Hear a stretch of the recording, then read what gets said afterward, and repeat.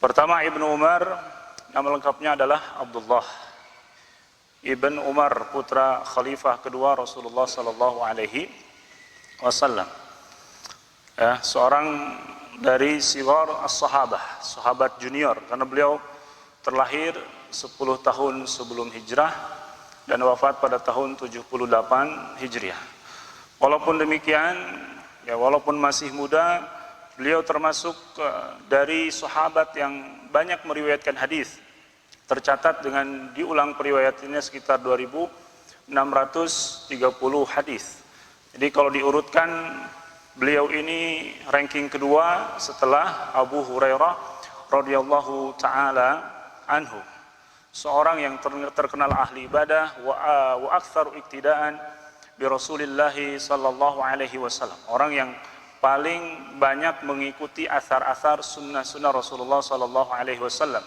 Sampai pun ketika beliau melakukan ibadah haji, di mana Rasulullah berhenti, di mana Rasulullah melakukan salat, maka beliau mengikuti jejak-jejak Rasulullah sallallahu alaihi wasallam. Yang kedua adalah istri tercinta Rasulullah, Aisyah. Ini ma'ruf, putri Abi Bakar As-Siddiq yang dinikahi oleh Rasulullah sallallahu alaihi wasallam.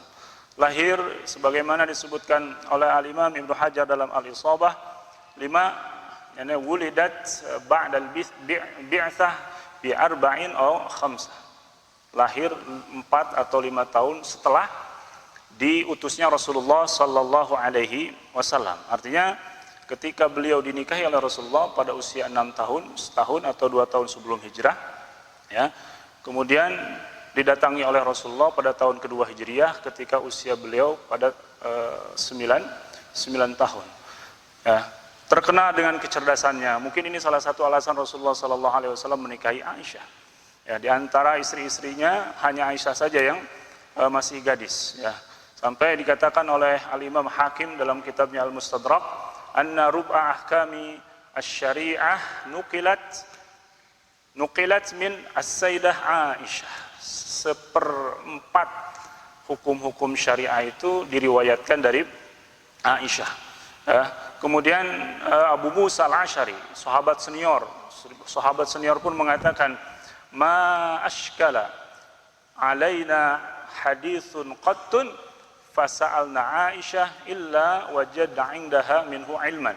Tidaklah ada satu hadis pun yang dianggap sulit oleh kami, kata para sahabat, kemudian kami bertanya kepada Aisyah kecuali Aisyah mempunyai jawabannya.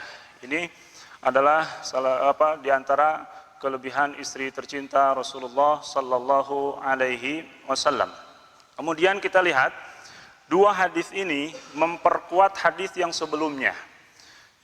Seperti yang sudah disampaikan bahwa hadis yang kemarin kita baca itu adalah menguatkan bahwa yang diwajibkan oleh Allah itu adalah puasa Ramadan. Hadis berikutnya pun akan